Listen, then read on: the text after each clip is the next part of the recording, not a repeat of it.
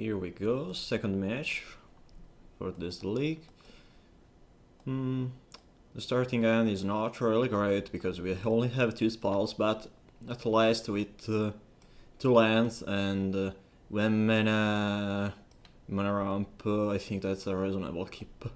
Also, I don't know what the opponent is playing, so there's no real reason to mulligan.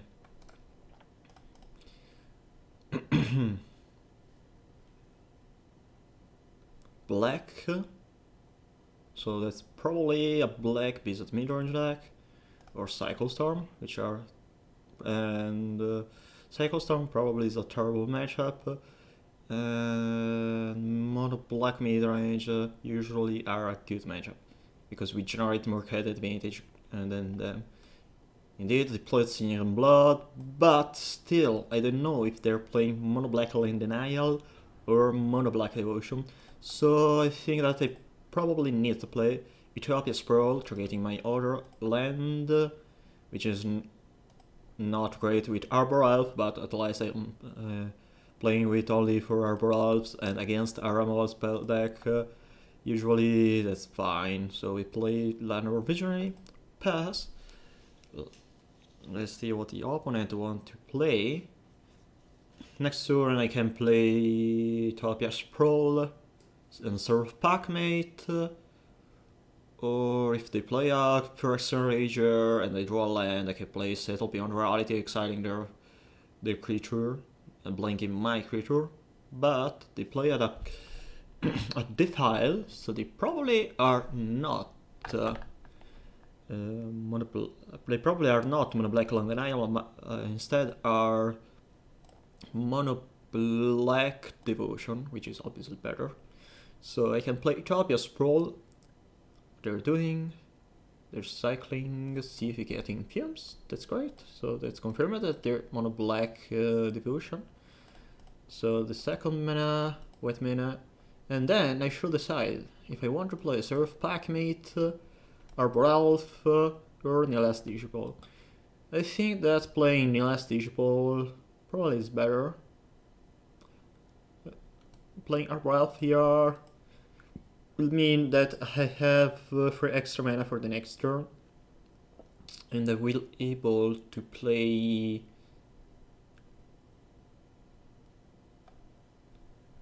both my 4 mana creatures. I think that's fine playing just Arbor Elf now, so I can foretell Seraph Packmate, which is great. So next turn I have a 2 mana Seraph Packmate and a Nihilas Digipole.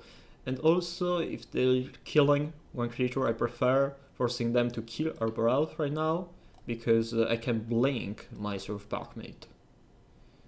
Alright, so I think I should play my exiled Seraph Packmate. Let's see what I draw. And then, if I draw an untapped land, I can play Seraph Packmate. If I don't draw a land, I just foretell my Seraph Packmate. Okay. I think that until now the game is fine because they draw only removal spells. There's a Searing Rods, which is not relevant. I have an Unforetold Seraph Packmate, only 5 mana. I guess I'll play the Packmate. I tap the wrong land because if I draw, for example, an Ash Barrens, I can't play Nihilas Digipole, which is bad. Okay. So fetch for forest, play the forest, and sadly I should pass. But at least next turn I can play Mold Shambler. Kick at Mold Shambler, because if I want to play Mold Chamber, usually is for getting a sort of card advantage from it. By the way, Mold Shambler and Acid Moss are not really great against them, because their mana base is just swamps. Usually Land Denial is good if they have cards like Chinor's Edict.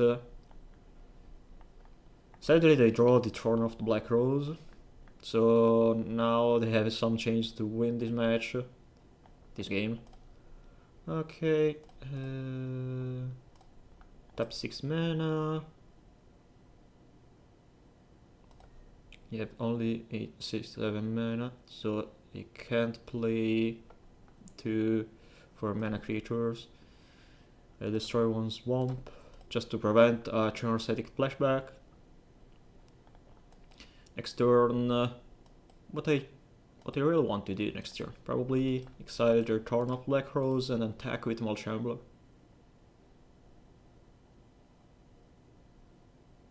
Another Citron Garage is bad now. I think I should play Nila's Disciple to have another creature on the battlefield.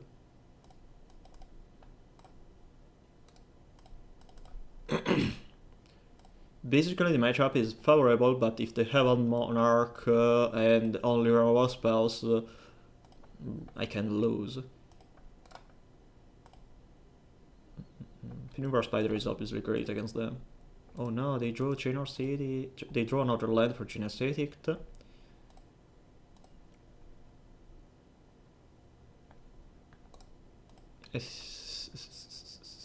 Okay, that's great.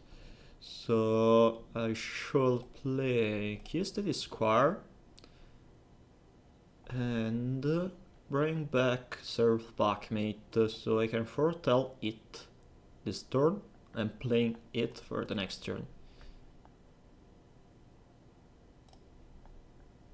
Sometimes on Magical Line people doesn't really know how Kiested Squire works, and they don't know that the card that you vote has a blue sign on it. You can easily read one vote on the card, and if you have more than one copy of the same card, they can vote the other card, and sometimes you get an extra additional card advantage because the opponent doesn't know how Kiested Square works, or they doesn't know or how it works on Magical Line.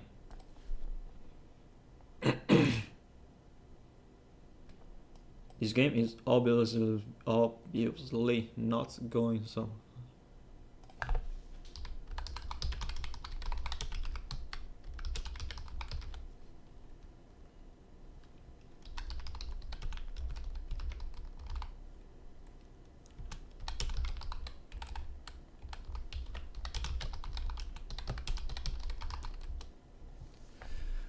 So we sacrifice the last Disciple. Let's see if they have another Ramo spell.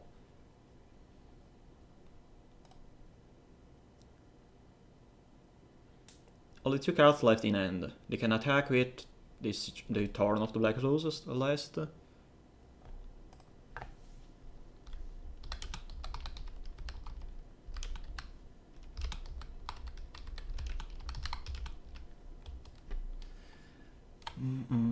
I think I should attack, because if I want to get some advantage from Settle Beyond Reality, at least I should attack first. I can't really play around their removal spells. If they have it, they just have it.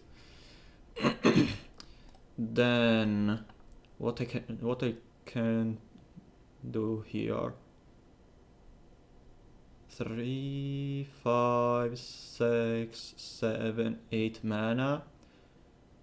I can play Settle Beyond Reality, Blink, bring back Line Over Visionary, play Line Over Visionary, or play double Seraph Packmate. Anyway, I'm removing one creature, and yeah, they don't have removal spell, so I think that's fine. Playing Settle Beyond Reality now.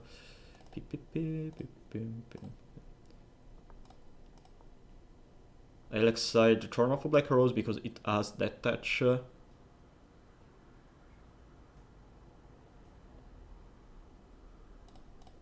Yeah, the value.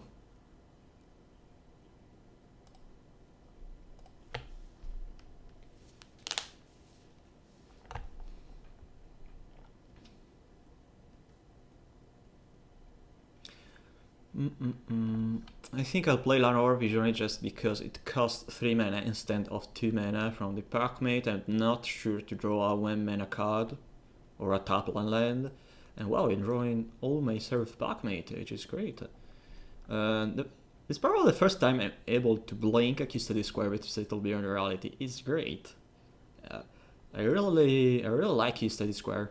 It's probably one of the best cards printed in a conspiracy set deck. In a conspiracy set. Deployed another Dusk Zealot. 2 mana, Channel Edict. I shall kill, sacrifice my Lano Visionary.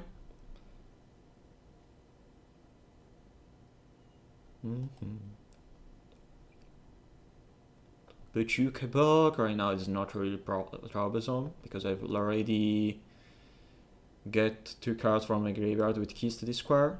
No, maybe 3 cards from my graveyard. They have another ton of Black Rose. That's bad. Okay, they have 9 lives, so Rhystic Circle is not great. Well, Settle Beyond Reality is not bad. Another Settle Beyond Reality.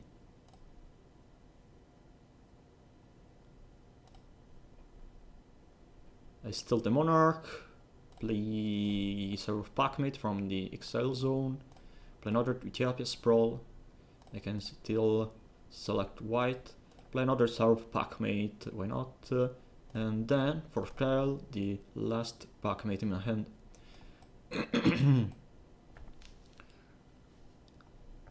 Generous Edict, well, Seraph Packmate, sayonara.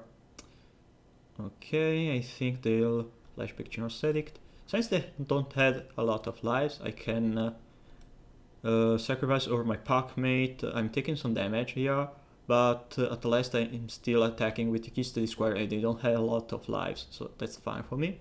And I think that next Settle Beyond Reality, I think I will exile Caesar and Graz instead of Thorn. I can eventually blink in last issue just to get more lives to prevent them to killing me with their combat step.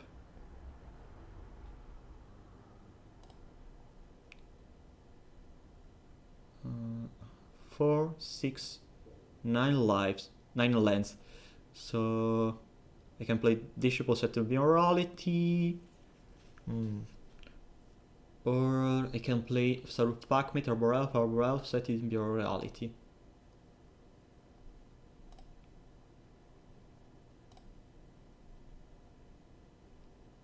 Okay. 2 mana. There's no real reason to play Rhystic Circle here. So blink Citron Rats and keys to the square. Bring back Seraph Packmate. Wow, Settle Beyond Reality is crazily good when they don't have any answer and you have a lot of mana. Alright, what I should do here? Double Arbor Elf or Fortal Packmate? Since I have Rhystic Circle in hand, probably it's better to just play double Arbor Elf. So you have 1 more extra mana ramp, and if at least one of those Arbor Elves survive, I'm able to land a Rhystic Circle and do something crazy like stealing again their monarchy and prevent them to... Oh no! They draw a cast down. So my key steady square is now just bad. The flashback Generous Edict, so I can sacrifice Arbor Elf, and I guess they then attack with other creatures just to steal my monarchy. Only with Thorn of the Black Rose? Seriously? I gladly accept this combat step. Yeah, that's just crazy valuable with a Rhystic Circle on the battlefield while I'm still having the Monarch. No! They had the second Witch Cottage, which is bad. Okay, I guess that's fine for now, because I have a lot of card advantage. So I'll play Utopia's Portrait getting the same land. I think I should choose green this time instead of white. Then cast Seraph Packmate.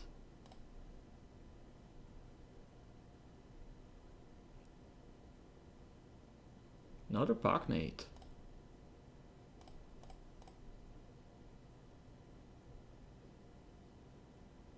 And Lenovo Visionary. Wow. If they don't have a Crab Rats, this turn will be really explosive.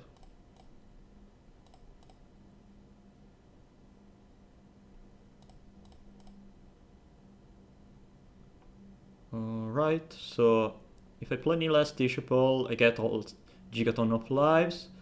Eventually I can play Settle Beyond Reality, blinking one of my creatures. They need the file to counter Settle Beyond Reality, but unless I'm able to exile one of their creatures. But probably I should exile their Monarch for the next turn. And just play Nilas Disciple because there's an extra creature.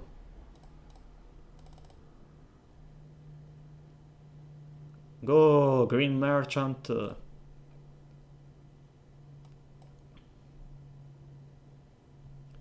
Tap one, tap one land, generate 5 mana. Stronger Llanowar Elf. Ooh, double Turn of Black Rose.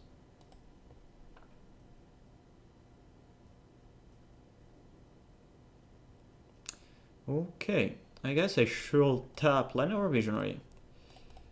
The Arctic Line, 1 Forest, exile Turn of Black Rose and Llanowar Visionary.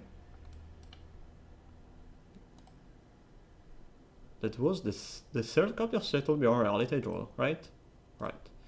Okay, now I think I can attack with my 3/3 creatures. Let's see what the opponent want to block. How the opponent want to block. And then I guess I can play Rhystic Circle and Bonder's Ornament. Alright. That's fine for me.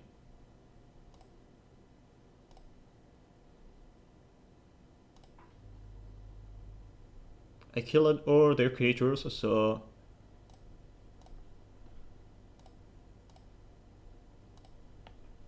I should prioritize drawing an extra card with Bonder's Ornament, because if I draw a creature, I prefer playing a creature instead of instead of a Rhystic Circle, for example. And then I should play Annoyed Altisor, I guess, because it's an extra creature for the next turn. 5, 6, 7. Go, Annoyed Altisor. Another Settle Beyond Reality. Too bad, it's just draw an extra card. It was the last Settle Beyond Reality in my deck. Well, by the way, this Settle Beyond Reality was just tap 7 mana to play another Altisor with Annoyed Altisor as an ETB ability that draw you an extra card. Basically, a bigger Llanowar Vision.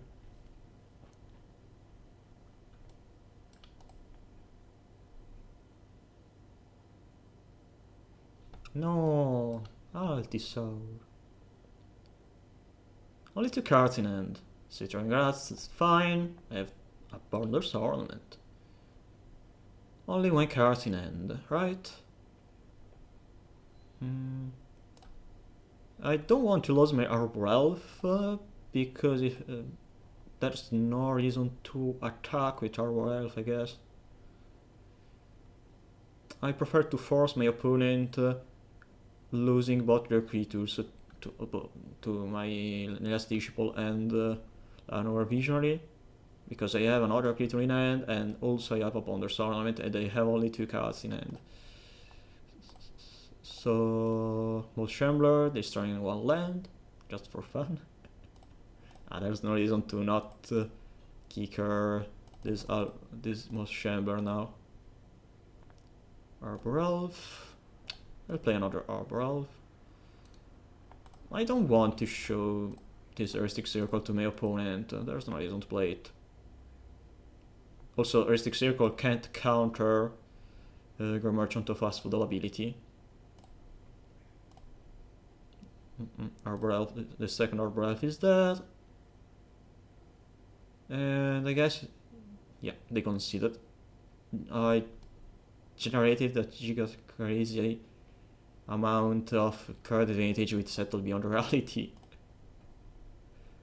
Alright, so we are playing against Mono Black Devotion. The weakest card we play against Mono Black Devotion are Mord Shambler, maybe Nilas Disciple. Nah, Nilas Disciple is fine.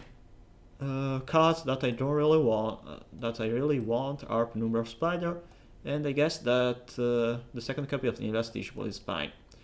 Well, Shambler is not really relevant. They don't have any bounce land, and if they don't play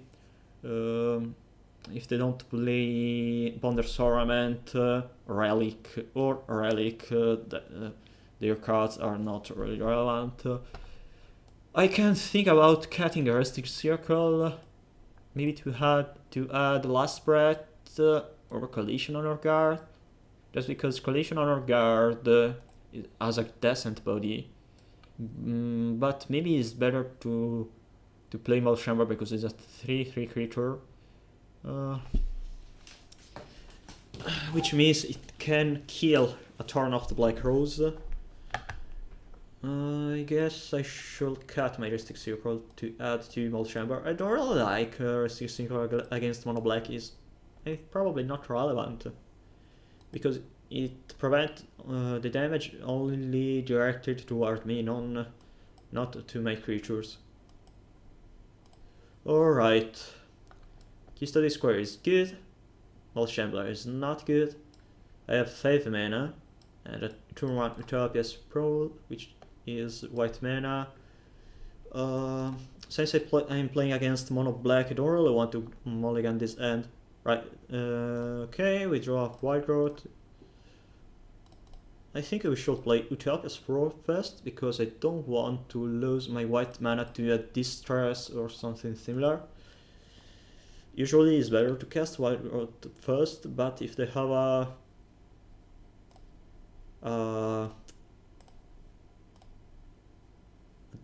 Duress or any other discard effect will be bad to lose Utopia's Sprawl. Anyway, I enchanted the other land because if they have any kind of land denial, losing 3 mana instead of 2 will be obviously bad. Alright, I think I should play the other Utopia's Pro here. So next turn I can play Anointed Altisar and pass. Tap 2 mana, Sinking Blood. Okay, they don't have any land denial now, so I can play another Altisar on 2/5, not 2/4. They go to discard phase, and thanks to the Custody Square, the first removal spell will be just useless or not really relevant. They discarded Citron Guards. Let's go Noid Altisar. Arbor Elf. Oh well, Arbor Elf is just a target for Chiner's Edict. Oh no, Noid Altisar. So next turn, if they don't draw any land denial spell, I play Custody Square, target my Noid Altisar, and then foretell Seraph Blackmate. Well, I don't want to block up, they don't have any upkeep against Shinobi. Oh well, I can also generate the extra mana with Arbor Elf, so I can actually... No! They discard my Custody Square now. No! So sad.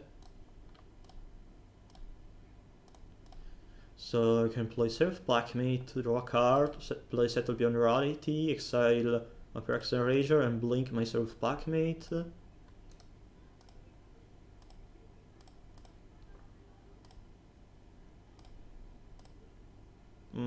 I don't really want to play Malchamber now. It's better to exiling their creature. And Land of Vision, right? That's fine. I'll play the land, hoping they don't have any Branch Mine. They probably don't have it since they're playing Distress. Oublet. Oh, that's fine. Have a mod chamber to destroy their oublet. Or oublet. Oubliette. Oublet is a French word, but so it's probably oubliette. Oubliette. Oubliette. Double oubliette? No. So they were playing Chunky and Sense, right? Okay, they are attacking for 2, I guess. Yeah. And now I'll play Mod Shambler and another Visionary. I prefer to destroying their oubliette because I don't get any I don't get card advantage, but at least I get back the creature. I should have played Cycled Ash Barons instead of playing a Mod Shambler. There's no reason to play Ash Barons here, because I should have cycled for white.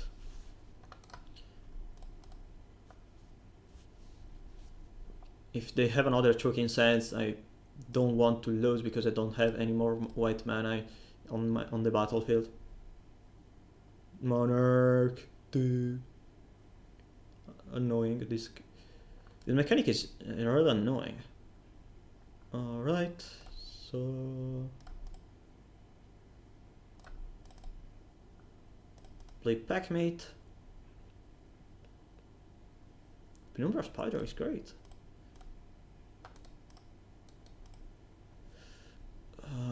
I'm gonna attack with my 3/3 creatures because they're gonna lose at least one creature. They probably double block a creature with double Fraction Rager and the other creature with Thorn of Black Rose. That's fine for me because I'm destroying at least 2 creatures. Then I can Cycle Ash Barons for white and untap on an enchanted land, play Plains, and play Penumbra Spider. Next turn I can play Llanowar Visionary, attack with Seraph Packmate and Penumbra Spider. 2 mana, Distress, maybe. Generous Edict, okay. I don't really need Arbor Elf right now, because Arbor Elf is just a 1/1 creature. I prefer to keep Penumbra Spider on the battlefield. By the way, they clearly don't have another Oubliette in hands, because with a Penumbra Spider on the battlefield there's no reason to play first Generous Edict and then Oubliette. So this turn I can attack, they're probably blocking. Wow.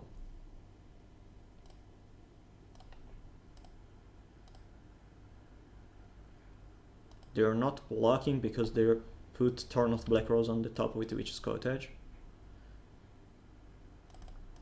I play Llanowar Visionary. Another Arbor Elf. Okay. Finally, Penumbra Spider and Tess. Ooh, that's crazy.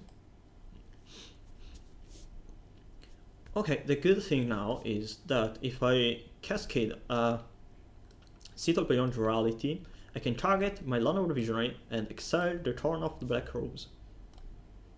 I think I'll tap, leaving one green mana open. Play another Altisar. Cast another Arbor Elf. Probably there's no reason to attack with double Penumbra Spider, but since they don't have a lot of life, and I have an Noid Altisar on the battlefield, I think that is fine to attack with my creatures, and it's fine to lose a Penumbra Spider. Okay, they're keeping their Monarchy, but I'm killing one of their Fraction Rager. Then I can play Arbor Elf, because I want extra mana next turn, since I have a Bonder's Ornament. Bojuka Bog, oh, sad thing, because if I draw a Custody Square I can't bring back my Penumbra Spider or other value creatures. That's a flashback probably, yeah. I think I can sacrifice one Arbor Elf.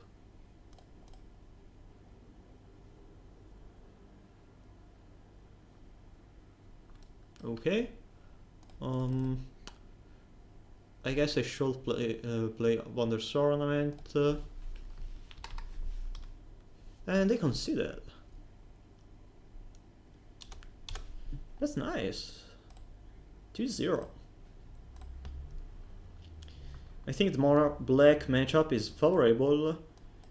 Basically getting the land denial to add more card advantage is great against those kind of slow mid-range decks. I wasn't expecting to win game 1, only thanks to Settle Beyond Reality. But that's just a 2-for-1 and I got a lot of Settle Beyond Reality, exiling one opponent creature and blinking one of my creatures. And I literally was able to overcome the monarchy thanks to my card advantage. And it's great.